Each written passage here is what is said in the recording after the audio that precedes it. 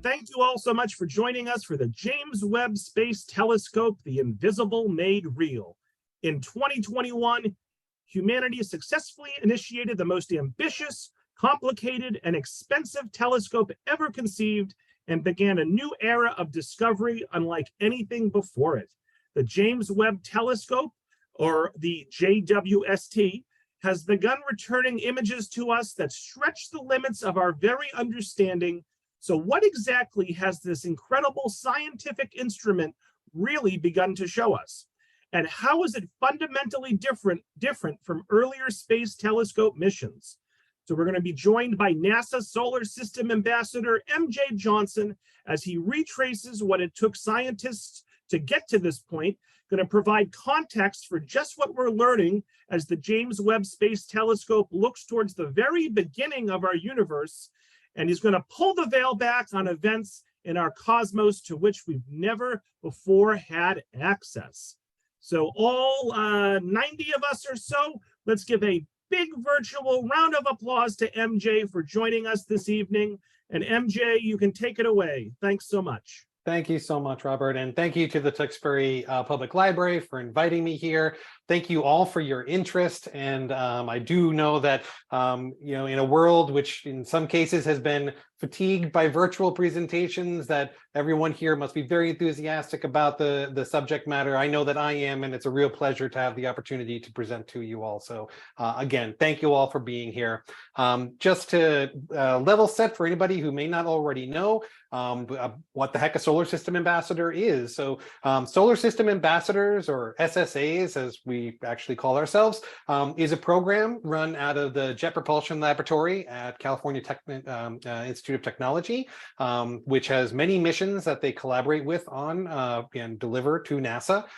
They have a volunteer program where they have individuals from across the United States and in fact around the globe who have enthusiasm about space science and discoveries and what NASA is doing. And we make ourselves available for presentations like that. So I do share my information here on this slide, and you can always go to the Solar System Ambassador website if you're local here in Massachusetts and you're looking for in-person events. I'm also happy to do that sort of thing as well.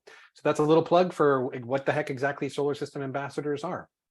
So this normally would be a place, and I'll give it a try. We'll see how it goes. I'll invite you all to use your chat and to tell me what you all think characterizes what we see on this picture, which is a telescope. What is a telescope? Like, how does it work? What does it do? What baseline information does anybody have for me about a telescope? And I'll wait about 10 seconds for the chats if anybody wants to offer up their perspective on, well, a telescope is this or a telescope is that. And if everybody's shy, then I'll know not to actually ask any more questions that involve getting responses from everybody, and I'll continue to present. A light bucket. I just saw a light bucket. I saw magnification bring something far away closer. So all of these roughly describe what a telescope does. The most important thing that we're going to talk about telescopes, I know that when I was a kid, I was really excited about getting a telescope when I was probably about 8 or 9 years old. And my parents got me a telescope, and I remember the box. It had all these pictures of amazing things in the solar system and beyond, and they were like really amazing pictures, and frankly much more amazing than was really possible with the instrument that we had, because of one very basic thing, which is the telescope as like a marketing feature talked about magnification. It was all about how much you can magnify an image, how much you can zoom in on images, and not images, but actual objects around the cosmos. And what I've come to really understand is when it comes to telescopes, and I now have had the opportunity to own a couple different telescopes, it really is less about magnification as it is about the first response I saw, which was about light. It's really about light gathering. And so when you think about a telescope that's going to be built to be really effective to do those things like magnification and to gather information from very, very far away, even more important than magnification is its ability to gather light. And typically that means that you need a really, really large telescope because you want to pull in as many of those photons of light as you possibly can. So that'll become very, very relevant as we get into the James Webb Telescope. But before we get to that, I want to give you a little bit of what it took to get to this point where we are at the very beginning, relatively speaking, of the discoveries which the James Webb Space Telescope, or JWST, is really beginning to unlock for us. And it really all starts with this guy right here, who, for those who may not know, is Galileo.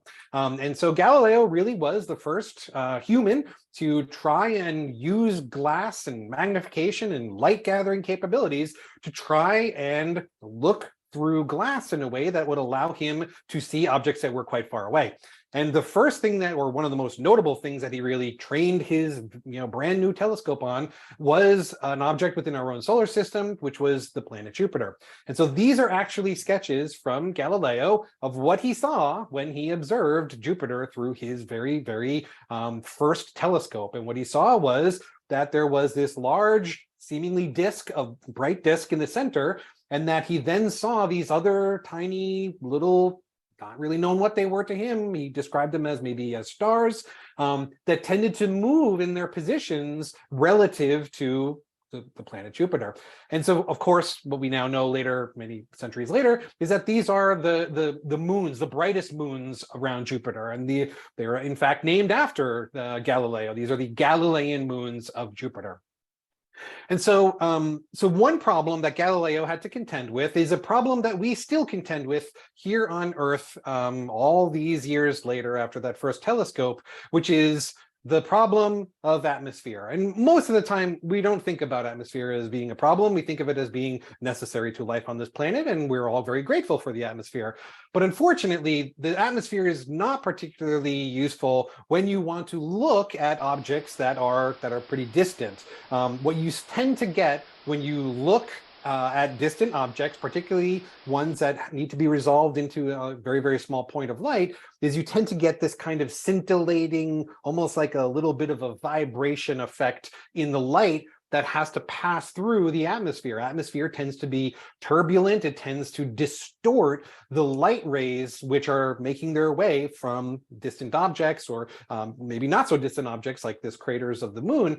And we tend to get this vibration, this kind of, as I described it, a scintillation is really what astronomers refer to it as, which is not really helpful when we're trying to resolve things into really, really pinpoints of light. And so the idea of getting beyond the atmosphere and trying to look at objects that are distant from us is actually not that new.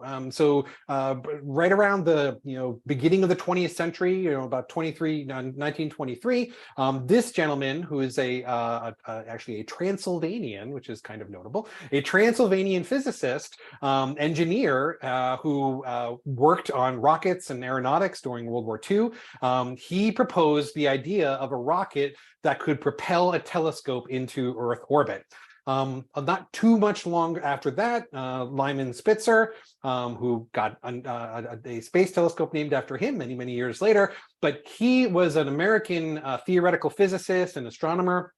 And he was really the first one to really document not just that this was possible to put a telescope into space on a rocket, but that there were very specific advantages of doing that, of putting a telescope into orbit around the Earth for astronomers to be able to utilize. And so it really was from 1946 through the second half of the 20th century where this idea sort of percolated. And of course, as a background to all of this, the entire space race begins to happen. The United States actually introduces NASA. NASA comes out of the the space race, and Mercury and Apollo. And it really was around the end of the Apollo mission, and so around, I should say, in the middle, I guess, then Apollo 11 was 1969. So the idea of an orbiting telescope was formalized and put into a document which was formalized as a NASA project, which was referred to as the Large Space Telescope. And then through the 1970s and even into the 1980s, this became sort of a rallying cry for astronomers, and as a real opportunity for NASA not only to create an instrument that could go beyond the atmosphere and overcome so many of the challenges associated with the atmosphere, but really actually became an excellent use case for the program, the flight program, which was really coming into fruition in the 70s, which of course was the space shuttle. And the reason for this is the space shuttle could carry objects into orbit, into Earth orbit. It could deploy them into Earth orbit. And if there needed to be any servicing of that instrument, well, then it could fly up to the telescope. It could effectively dock with the telescope, and it could do all kinds of things. It could make repairs. It could make upgrades. So what that meant was the life of the space telescope could actually be significantly lengthened by the fact that missions could be organized to reach the telescope in order to increase the life of the telescope itself. So through the 1970s, it was still called the Large Space Telescope. And for anybody who might know this gentleman here, this is a photograph of the American astronomer Edwin Hubble. And of course, the telescope, the Large Space Telescope, was named after Edwin Hubble. And Edwin Hubble is actually notable for many things that he was responsible for observing and for theories that he arrived at in observing the cosmos.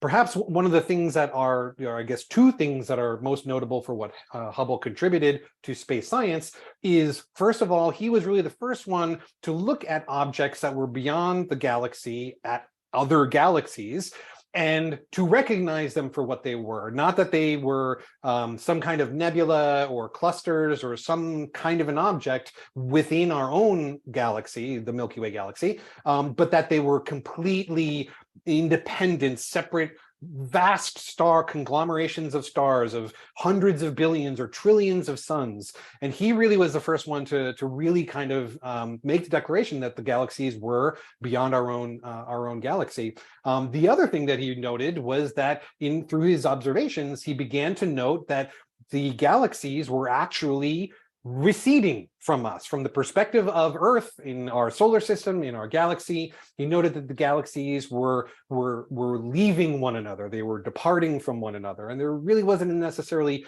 a really good explanation for that observation, but it was something that he noted. And we'll talk in just one moment about how he came to that conclusion, because it's very important as we talk about the James Webb Space Telescope. So the timeline, roughly speaking, on the launch, Hubble was launched 1990. Sadly, upon Hubble's initial launch, it was discovered that the optics in the telescope were not quite to the specification that the astronomers needed, and as a result, the Hubble Space Telescope had a vision problem. It needed glasses effectively when it first launched, and it took a little. It was pretty immediately available as information to the astronomers who were trying to use it that this was a problem, but there was a fair amount of effort to actually go and determine exactly what needed to be done and how they were going to fix the problem. But the good news was, a few years later, in 1993, that was the first servicing mission to Hubble, and astronauts were able to successfully mate with the Hubble Space Telescope to put a lens effectively on the front of the telescope and correct for the aberration in the mirror, which was causing the inability to resolve distant objects. And since then, Hubble has been nothing but a staggering success. And the images are really quite notable, not just for their scientific value, but for, I'm sure, many of you who have seen photographs that have been taken by the Hubble Space Telescope. They're just aesthetically gorgeous. They're beautiful images. It is beauty in the heavens in a way that frankly few of us could have imagined. And the Hubble has, I would posit that the Hubble Space Telescope has done more for the championing of space science, for the popularization of space science and what the cosmos truly could be, than any other instrument, than any other mission that has flown before or since. It's just been a tremendously successful endeavor. So successful, in fact, that there have been many telescopes since Hubble that have launched and with many different kinds of mission parameters in terms of the kinds of things that they were observing, and as we'll talk about in a second, in fact, even in the kinds of light that they were observing as well. So looking at some of Hubble's significant, and kind of just picking out a few is really, really challenging. But when you look through the lens of what kind of gave rise to the idea of the James Webb Space Telescope, there really are a few images which really sort of whet the appetite of astronomers for what a telescope like JWST could really be. And one of those I'll call attention to here is an image called the ultra deep field. And there were several versions of these so-called deep field images that Hubble executed during its its continued mission, and they were executed in the late 90s and early 2000s. And so this will give you a little bit of a sense of, if you were to look at the night sky, the UDF, or ultra deep field, is this incredibly tiny patch of space. And in fact, this is, if you were to use sort of a normal telescope, in fact, if you were to use a pretty good ground-based telescope, consumer-based telescope, and you were to look at the portion of the sky that the Hubble was able to peer into, you would see something roughly like this. They deliberately chose a patch of sky which had, to the knowledge of astronomers, very little of interest. It didn't have a lot of stars, it didn't have galaxies, there weren't any clusters, there was not a lot going on in this very, very small portion of the sky, literally about the size of a grain of sand held out against at your hand's length. And so, so this is a very, very small amount of space. But when Hubble went ahead and began to stare for days upon days at this very specific portion of the sky, what it actually revealed was there was tremendous riches. There were tremendous galaxies, and because it was staring for so long, if you think about light, again, going back to that idea I started with, that telescopes are basically big light buckets, which was what somebody in the chat said. They're just giant ways of gathering lots and lots of light and photons. Well, Hubble is able to gather a tremendous, relatively speaking, a tremendous amount of light by staring at this this portion of sky. And because it's looking and receiving as much light as it possibly can while looking, some of the light represented by many of these are actually galaxies. They estimate there are over 3,000 galaxies in the deep field and the ultra deep field. They really are, they're of varying ages. Some of these galaxies are relatively close to us, but very dim. Many of them are quite distant. And so the light itself is very, very old. And it has taken, if you think about light, not just as something that we can use telescopes to observe, or a camera picture, a photograph where it captures the lights and applies it to film or to an imaging sensor. Light has a fixed speed, of course. We all know the speed of light, which, as Einstein said, you can't go faster than. But light is really, really fast. From the scale of humans, a single beam of light can go around the Earth something like 3.5 times a second. It goes, but it's not infinitely fast. It would take you, going at the speed of light, it would take you about 2 seconds to get to the moon, and another 2 seconds to get back. So it takes about 4 seconds or so to get to the moon, light to get to the moon and back. It takes light about 8 minutes to get from the sun to the Earth. And our closest star beyond the sun is about 4 light years away. So traveling at the speed of light, which is incredibly fast, is not so fast. So it still takes like 4 years to get from the nearest star, in effectively our neighbor in the galaxy, to the Earth. So when we start talking about distances of stars within a galaxy, that's tens of thousands or hundreds of thousands of light years. And then when you start going out to other galaxies, like the Andromeda Galaxy, our nearest companion galaxy of a significant size, that's about 2 million light years away. So you start getting to these enormous distances. And what scientists have discovered is that the light from very, very distant galaxies, and I want to make sure I get to, yep, that's the right one. So light from very, very distant galaxies, because it takes so long for the light to get from them to us, and we just described, as Hubble observed, that the galaxies are receding from one another. The two of those things combined cause the light to be stretched out as it approaches Earth. And so this animation, hopefully if this loads, so you can get a sense, like, So light that might be blue, for instance, in a blue wavelength, as it goes more and more distant, hold on, from us, you start to see that the light itself actually becomes longer, more stretched out. And light, as was just mentioned, I think in the chat, does have, light is part of what's known as the electromagnetic spectrum. And so some light, some of the blues and some of the things that head towards violet, those tend to be higher wavelengths. And then infrared, which is, as you head down towards yellow, orange, and red, is relatively low energy. And so not only is the light very minimal that's coming from these distant objects, it's also being stretched out as it approaches the Earth from literally billions of light years away. And if it shifts too far out from visible, it can leave the visible spectrum and start to enter, as I just mentioned, other wavelengths. And so you kind of get an idea from this this little animation that light, if it were possible for the light to become more energetic, it would go into the ultraviolet range. But as it stretches out, as it approaches us, it tends to go into, I'll just show that one more time. It tends to go into this yellow, then red, and then into a portion of the electromagnetic spectrum that our eyes are not capable of seeing.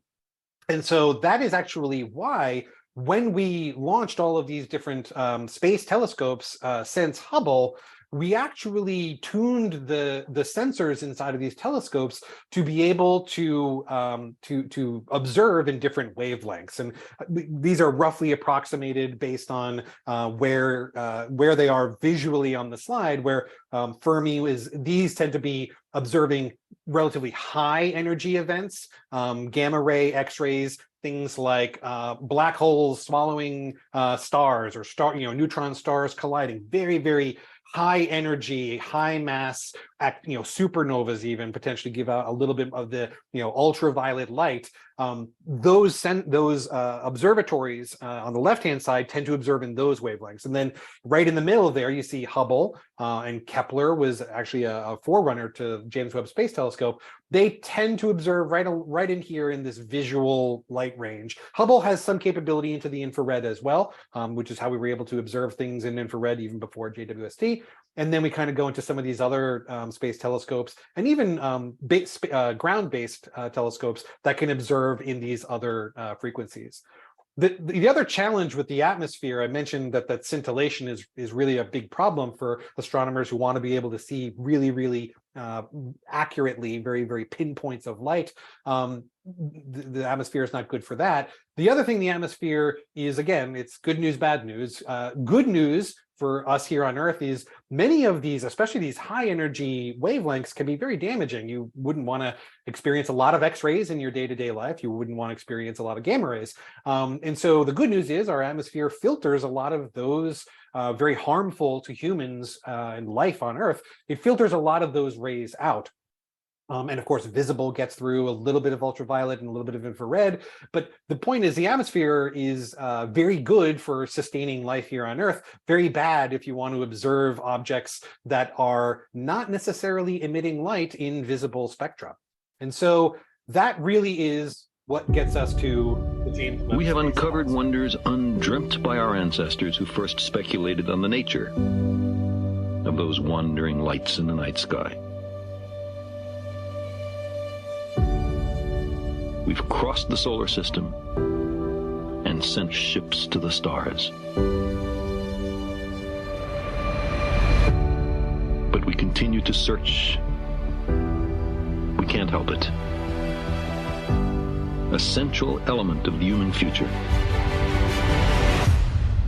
lies far beyond the Earth.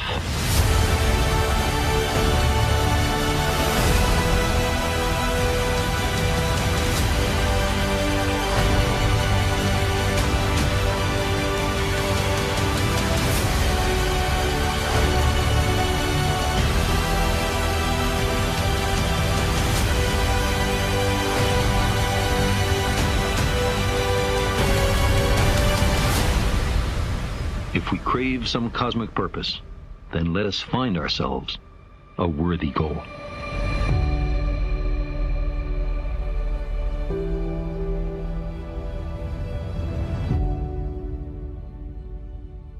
So that, of course, is the late great Carl Sagan. And that was the introduction to the James Webb Space Telescope. As Robert just pointed out, everything I just described up to this point hopefully gave you a sense about what the need was for the James Webb Space Telescope and a little bit of the context around it. And I'm going to turn next to the telescope itself and some of the observations that it has. And I'm just looking at a couple of just really quick observations. So what was how did the cost of building, launching Hubble compare to the cost of JWST?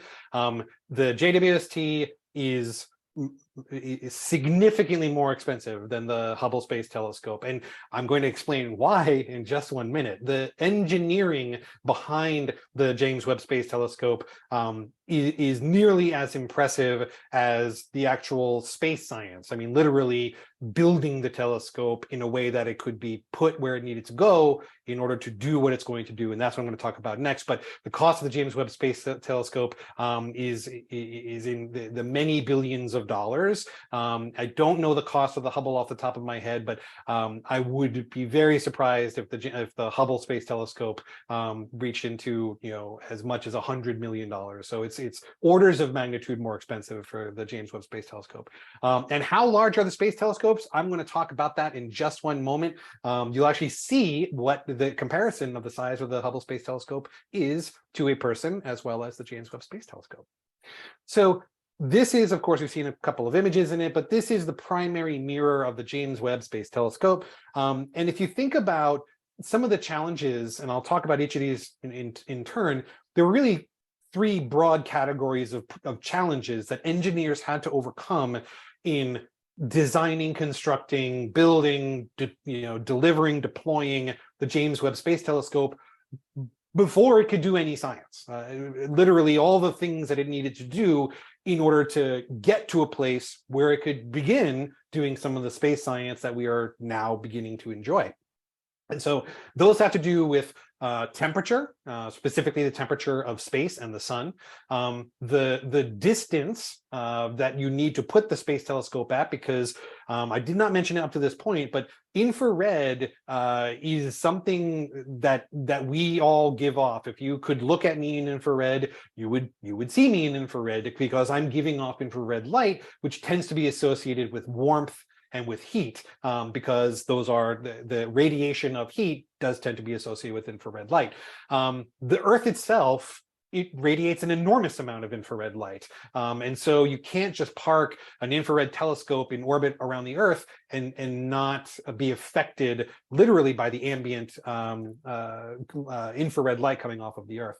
And then the operations of, okay, so great, you have to get this telescope far, far away from the Earth. Well, then how are you going to operate that thing? And certainly when you compare that to the Hubble, which is accessible to the Space Telescope, it's not something that you're going to easily be able to do, to just get a mission up and check out something that's far enough away from the Earth that it's not affected by its infrared light. So let's talk about a couple of these challenges. So the heat problem is probably the one that is most obvious in terms of what the engineering needed to do when you look at the James Webb Space Telescope. So if you just look at this one image, there's basically 2 things you notice. You notice the big giant primary mirror here, and the secondary mirror, which helps focus light. So the light path travels here to this main mirror. It reflects to this secondary mirror here, and then all of that light is directed down to this cone here in the middle, where the sensors, multiple sensors are that the Space Telescope has on board. The other thing you notice, of course, is this giant silvery, almost looks like a mylar balloon kind of thing, which is in fact a heat shield. And it's a very specifically designed heat shield, which is designed to overcome this. The fact that when in space, the JWST has to deal with the fact that any light that is coming towards it from the sun in space, it has nothing to diffuse it. It's incredibly hot, relatively speaking, to the vacuum of space. It's about 185 degrees Fahrenheit, very, very warm. And as opposed to the vacuum of space without any of the radiant heat from the sun, is very, very cold. It's almost 400 degrees, negative 400 degrees Fahrenheit on the cold side. And so this is a problem that you need to deal with if you're going to have successful science operations in space, particularly in the infrared. And this is the very impressively huge, apparently about the size of a tennis court, heat shield that engineers came up with to protect this very sensitive instruments on the James Webb Space Telescope from the radiant heat of the sun. And as you can see, it's really designed in layers, 5 different layers, and deploying each of these layers was an incredibly challenging engineering feat that needed to be overcome. And so the idea is that you have an initial layer of heat shield, which would be just far enough away from the next layer of heat shield that heat could be dissipated. You could dissipate the heat. And so as you increase the number of layers of reflective material, heat reflective material, and you create a channel for this heat to escape, you get a more and more effective heat shield, which is capable of eliminating nearly all of the radiant heat that would be coming from the sun towards the space telescope, which in and of itself, amazing. And the other thing, we'll talk more about all this challenge in the context of getting this into space. This has to be incredibly light. It has to be incredibly compactable in a very specific way that can then be deployed once you actually get the James Webb Space Telescope to where it's going to be in outer space. So multiple challenges associated with that. And the question that got asked just a moment ago, how big is the James Webb Space Telescope relative to a person? So if you see, and I'll hit the play button again. So here's our reference human here. I would guess between 5.5, 6 feet here. And so you get a sense of the size of the primary mirror of the James Webb Space Telescope versus the primary mirror of the Hubble. So whereas the Hubble was just a little bit larger than a person, about 6 or 7 feet, the James Webb Space Telescope's primary mirror is about 20 feet across. So that is, again, another impressive engineering feat that they were able to build this telescope with this enormous primary mirror and this very, very delicate heat shield. But the reality is, you have to get this thing where it's going to go into space. And we'll talk about where it has to go in a moment. But taking this incredibly complex heat shield and this extremely large mirror, which is, by the way, extremely delicate, it requires the ability to fold this thing up in a way that you can put it as a payload into a rocket that you can then deliver into space. And so this was another enormous engineering challenge of just figuring out how to put all this thing together in a way that it could be folded up and that it could deploy autonomously. And so I think this might be a quick video. So this just gives you a sense. I'll make mention, if you haven't had the chance, I'll just turn off my audio for a second there.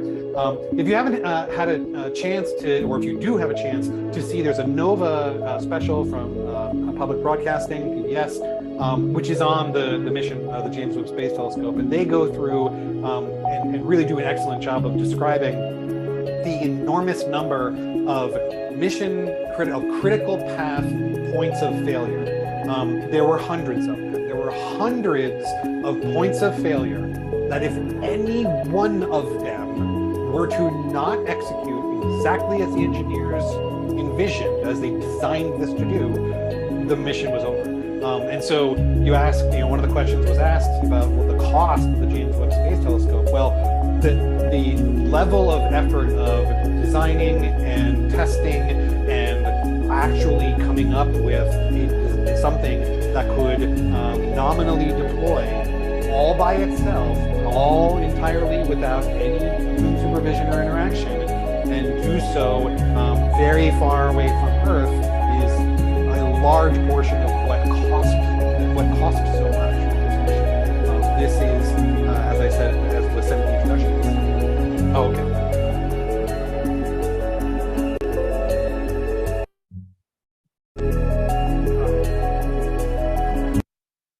I realized thank you, Robert. I was competing perhaps with the mission, with the music on the slide. so I was trying, I don't know how much of that you could actually hear, but was really just trying to describe that there were hundreds of points of failure along the way of deployment, and trying to overcome all those points of failure were really kind of what led to a lot of the cost overruns associated with the project. So then, as far as where we were trying to park this thing, there are a few places in space that you can put something like a mission into outer space, where you can reliably count on it being minimally affected by gravitational tugs in various directions. And these are referred to as Lagrange points. And so there are 5 of them in physics. In the three-body dance of the sun, the earth, and the moon, there are 5 places where the gravity of the sun and the moon and the earth effectively balance one another out, so that you can put something at a Lagrange point, and expect it not to, you don't have to do a lot of correction. You don't have to take a lot of action on it in order to try and overcome the natural forces of gravity. And so L2 was selected as the place around which, where they would park the James Webb Space Telescope. And a lot of that had to do with the fact that you can benefit from the shadow of the Earth. But really the benefit of it is that you can put it there, and that you can rely on it not having to be course corrected and adjusted as it carries out its scientific mission. So L2, beyond the Earth and beyond the moon, on the other side of the sun, is where the James Webb Space Telescope deployment site was chosen. And as I mentioned, the serviceability at that Lagrange point is not viable for missions to get there and to be able to easily return. So very, very much in contrast to the Hubble, being able to service the Hubble was something that has given it such life and has given it so much ability and so much time to make the discoveries that it has.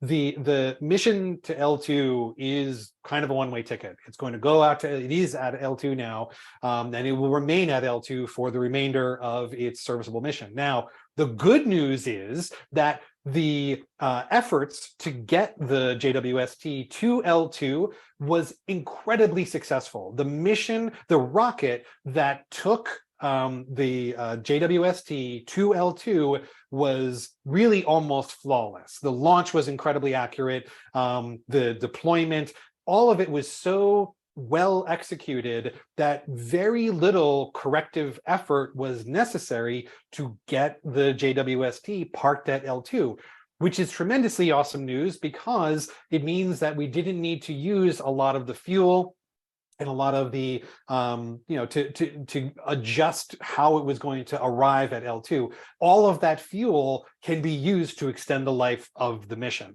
And so that's fantastic news. It means that we'll be able to conduct scientific operations using the JWST, very likely for longer than its mission parameters, and longer, presumably at this point, for more than a decade. So very, very excited that all of that came together. And of course, as we all know, that really, really complicated engineering of being able to deploy the JWST was incredibly flawlessly executed. I was trying to mention when the music was playing, the Nova special that talks about the James Webb Space Telescope does an amazingly good job of just capturing the tension and just the concern that the mission scientists had during the deployment, because they would basically issue the command to do the next deployment move, and then they'd wait and see if all of the engineering had gone according to plan. And incredibly and amazingly, and to all of our relief, it did absolutely perfectly. And now we're on the very, very beginning stages of the science mission. And so that really is the last part of what I wanted to present here today. There are really kind of 5 different kinds of science, you can think of it that way, that the Webb is designed to execute. And so just going through it really quickly, one of the first and primary things that the JWST was designed to do was to observe the early universe, the very, very most distant objects and the most distant events really, and this is the goal, if you think about it in terms of time, is the earliest we can really hope to observe into the past is a few 100 million years after the presumed Big Bang. The challenge of observing beyond that is the material, the space that we're trying to observe into is so hot and so dense that it is effectively impenetrable to instruments that we have conceived of to this point. So the earliest that we can conceive of observing with the JWST is about 300,000 years after the Big Bang, which is inconceivably new to the universe. I mean, we're talking about the universe at this point is estimated to be about 13.7 billion years old. So when you can compare and contrast multiple orders of magnitude that we are currently at in the age of the universe, 13.7 versus the 300,000 years, we're really talking about when the very first stars, the very first galaxies were really beginning to turn on. We're also interested in understanding more about how galaxies and black holes form and evolve, the life cycle of stars from their birth to their death, and their birth is particularly well suited for the James Webb Space Telescope, and we'll take a look at a couple images as to why that is the case. Understanding the formation of planetary systems around those stars that we just spoke about, and then understanding more about planets that are outside of our own solar system, so exoplanets as they are known, trying to use the James Webb Space Telescope in some very effective ways of measuring the atmospheres that we can detect around distant planets that are not inside of our own galaxy. So I'll go through a couple of these and I'll kind of highlight a couple of these images. This was the very first image that the James Webb Space Telescope ever released. This is, again, sort of a new, if you want to think of it as the next generation of the Hubble deep fields. This is really kind of what the James Webb Space Telescope was designed to do, to peer into the very, very early portions of our own universe. And then if you notice these kind of flat they almost look like distortions in the photograph. Those are not distortions in the lens or the scientific instrument. That is actually representing, it's actually light that is being bent around objects that have strong gravitational poles. And so it literally is showing an effect known as gravitational lensing as we look into very, very distant objects. And if you wanted to compare what the Hubble was able to achieve in this case, this was known as the extreme deep field. This was from 2012 versus the very first image that the JWST released. This is kind of a comparison of those two. And not only can you obviously see more objects more clearly with the JWST, the amount of time it took to create these images is pretty different. The Hubble executed its image in about 22 days of exposure. It literally combined light from 20 to 24-hour periods in order to combine for this image here. The JWST was able to create its image in about 12 hours of exposure time, about half a day. So what that means, it's like, not only is it impressive, but it means that the JWST can observe many, many, many more things because it takes way less time to observe them. So that's another huge benefit of the JWST over the Hubble. So this is an image, and it's a beautiful image, and it's showing, if you can kind of see, there's about 6 notable. These are actually galaxies from the very early universe. This one here, there's one up here, and then there's a whole bunch of them over here, 3 or 4 of them over here. And so this is a beautiful image. It's an amazing image. It shows galaxies from the very early universe. The great thing about science is we get rewarded with these kinds of things, but then astronomers, they get what they ask for. They get new information, and then sometimes that doesn't reconcile with information we already have. And in this case, that is the case. These galaxies, which are believed to have formed about 500 to 700 million years after the Big Bang, about basically when the universe was about 5% of its current age, these galaxies shouldn't be this well developed based on astronomers' understanding of how galaxies form. And so this is great that we have this image, but it's challenging because it frankly shows us something that we don't yet fully understand. And this is just an image that does show, as we look back, peer back further and further into space, we go further and further back into time until we get to about, as I mentioned, about that 300,000 years after the Big Bang, which is effectively impenetrable to instruments that we have conceived of up to this point. So this just kind of quick visualization. Now, if we were all together in a room, I'd ask people to hold up their hands and say, does anybody recognize this image? This image is actually taken of a set of galaxies, which are known as Stephan's Quintet. However, they were first introduced to the public at large through the movie It's a Wonderful Life with James Stewart and Donna Reed. If you remember the beginning of that movie, there's a scene where the angels up in heaven are talking to Clarence, who's going to be sent down to Earth in order to help out our hero in the form of James Stewart. And they literally used that image of Stephan's Quintet.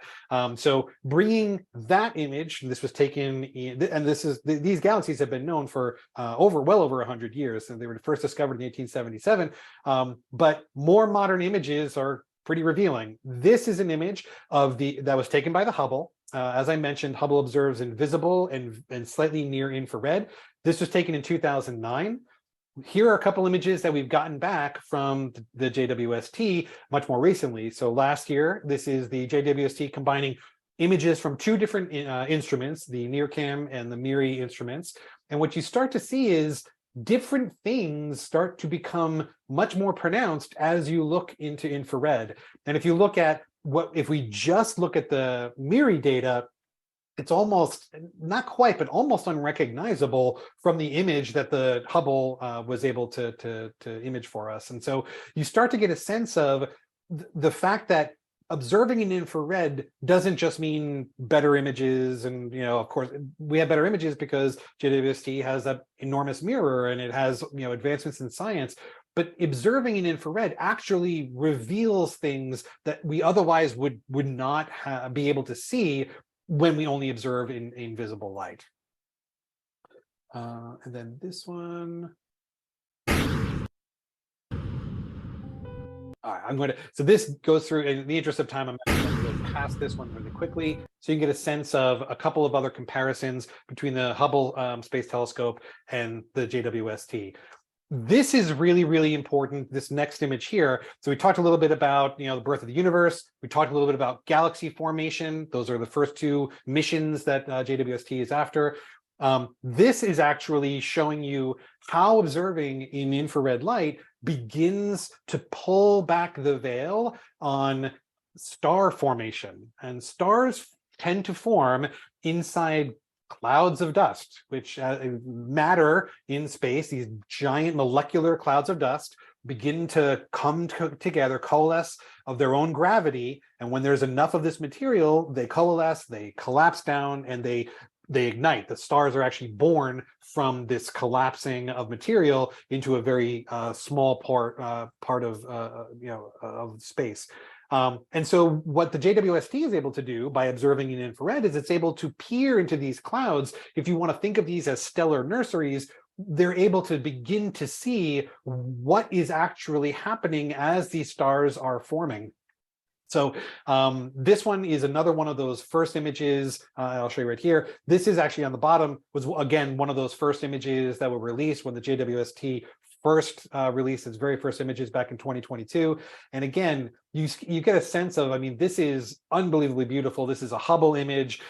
This begins to actually not just show the beauty of this, stellar formation, but begins to actually reveal the processes at work inside of these molecular clouds so that scientists can begin to better understand the actual birth of stars. So that's the 3 of the 5 things that I spoke about. The 4th one I want to talk about is how the JWST is beginning to investigate how planetary systems form and evolve. So this was released much more recently. This was actually just released at the beginning of this year, back in January. And this shows material around a red dwarf star, very common star in our galaxy. and it shows material in infrared, which we believe is the material that is the precedent to the formation of planets around a star. This is what astronomers refer to as an accretion disk. And so just to give you a sense of size and scale, I attempted to try and show this image up top, which was from JWST, with a illustration to try and give you a sense of, if you were to take that disk and you were to superimpose it on our own solar system, it would extend out to almost to Neptune. And so this is roughly 9.7 or 10 AU. An astronomical unit is the average distance between the Earth and the Sun. So 10 AUs would be 10 times the distance of the Earth to the Sun. And so you begin to get a sense of what this protoplanetary disk would look like if it were, as I said, superimposed on our own solar system. So that is sort of the fourth thing that JWST is beginning to pull back the curtain on. And then this one, I'll do my best to kind of describe how scientists are able to observe atmospheres around exoplanets. The way that they're able to do that is they're able to observe a star, and every so often a planet, which is orbiting a star, will pass between that star and our view of that star from here on Earth. There are multiple missions which have been searching for planets that do this, that are available, outside of our own solar system, within our galaxy, but that they occasionally pass between the light of that star and the Earth. And the way that we know that is we'll be observing a star, and then we'll see the light from that star dip very briefly. We'll observe that, okay, make the note of that, and then we'll wait for it to happen again.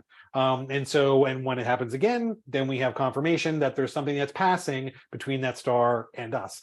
And so by using something called spectroscopy, which is basically breaking up the light of a star into all of its individual components in a spectrum, we're able to see how the reference starlight compares when the planet passes in front of us.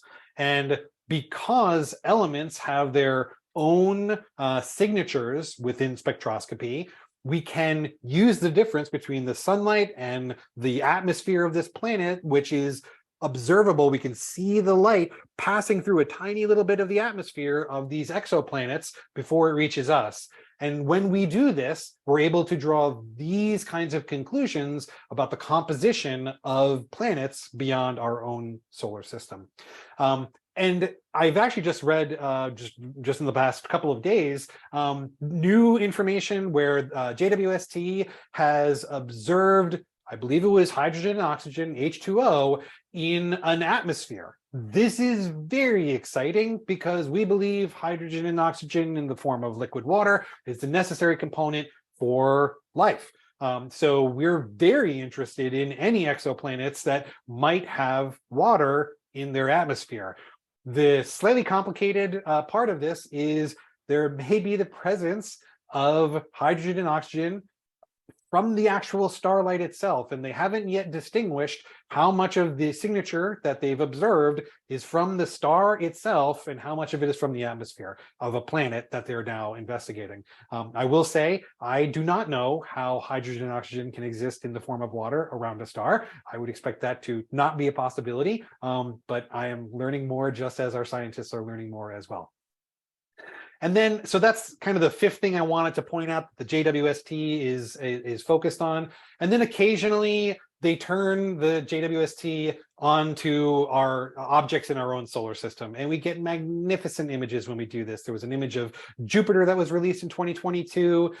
This is an image of Neptune and Uranus. And you get to see not only some of the actual infrared signatures of the atmospheres of these planets, but you also get to see the rings around these other planets, which are not very visible in visible, that are not very observable in visible light, but in infrared, that can be observed pretty effectively.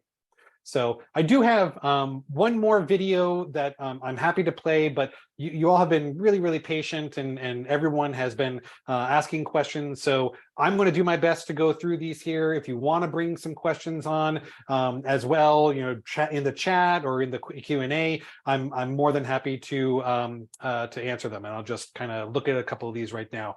The question of how heavy is the primary mirror? I'm not certain what the total payload weight was, which the mirror would have been the most significant portion of that, but I do know that it was not so much for the Ariane rocket, which actually launched into space. So I don't know the actual specific weight, but I know that it was sufficiently light that we could get it on an Ariane rocket.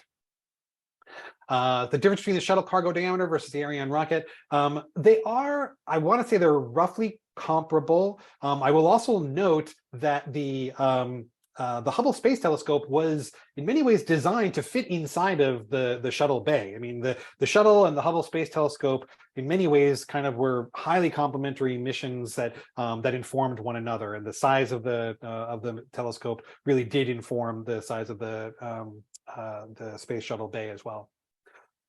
So based on what has been seen to date, the cost has already been worth it. Such a subjective question.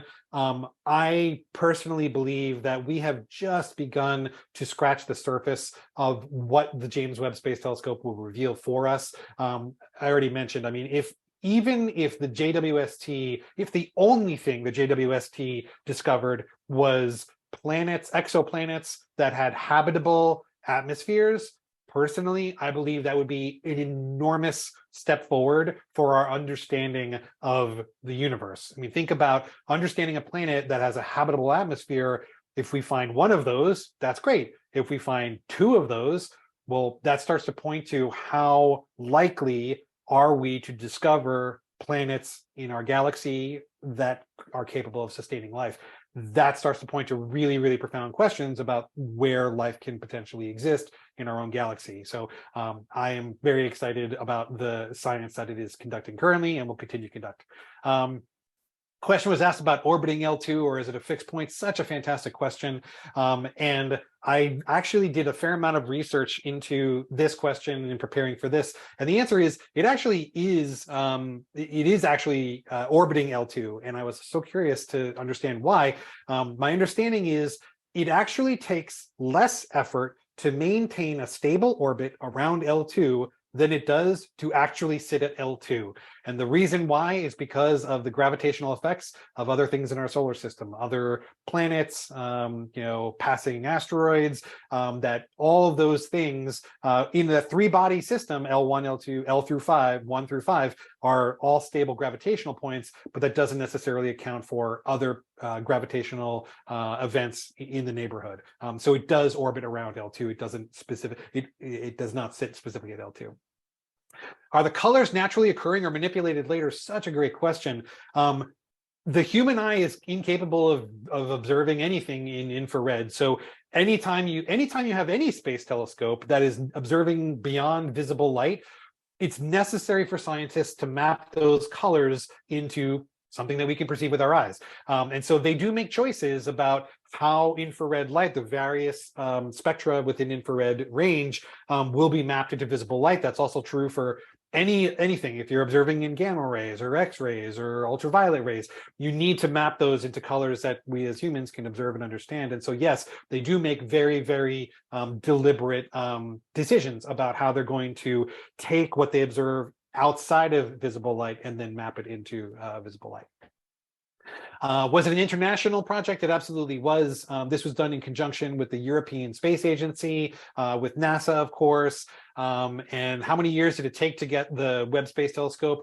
I want to say that the Webb Space Telescope was about 20 years in the making, from the idea of having a very large dedicated space telescope.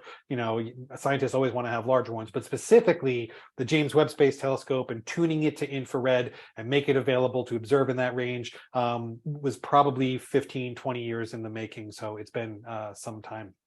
Has the Webb telescope captured a black hole? So the good and the bad news about black holes is we will never be able to actually capture a black hole. The best we will be able to do is to capture the evidence of the black hole. And so yes, the James Webb Space Telescope has begun to observe phenomena that is actually that tends to be associated with black holes. You know, the event horizons and the excitable nature of the material around that. I will share that as material tends to fall into the black hole, it does tend to get heated, which tends to raise the energy of those materials around a black hole. And because of that, they tend to be beyond infrared. They tend, objects, when we're observing black holes, we actually frequently want to observe them using instruments. Infrared is useful, but there are many, many wavelengths that we can observe them inside of. And then the last one is, how significant are the recent damage to the telescope by the micrometeoroids? So micrometeoroids are, as the name implies, very, very small, material in space that all objects in space are subjected to. So the Space Telescope is, of course, designed to continue operations even in the face of these kinds of adverse events. And so the telescope operations continue to be nominal. We haven't experienced anything, thank goodness, which would affect its operations from the perspective of micrometeoroids. And then, so we managed to take care of most of the questions in the Q&A. I'm sure the Celtics have tipped off by now, so I do appreciate those who have remained on. Just looking through the other questions. I don't see any other questions right now. And is Hubble still producing, or has it ended its lifespan? Hubble is still operational. Hubble is still an amazing instrument, and it is still capable of delivering useful science to us. At some point soon, we'll have one of its gimbals, which are necessary to keep it pointed in a direction.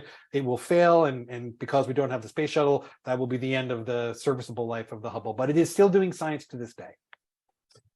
MJ, I know you referenced one more video. Do you know how long that video is? About 2 minutes long. Should I hit it right now? Let's hit it. All right. This is the video that NASA released on the 1-year anniversary of the launch of the James Webb Space Telescope. So please enjoy.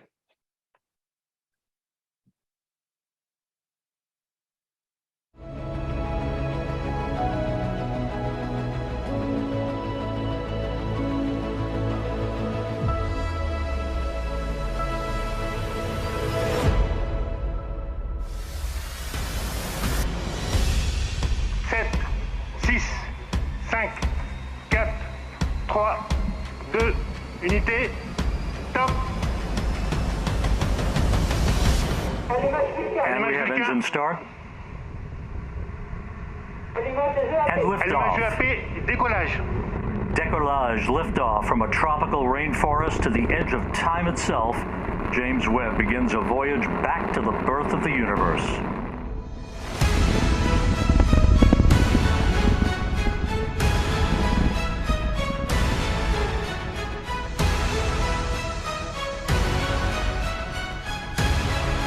Quite a Christmas present for the world's astronomers as the James Webb.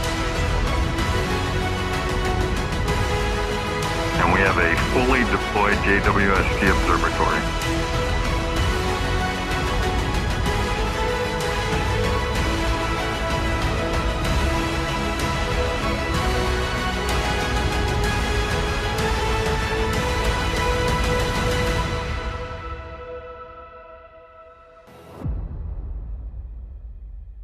And there you go.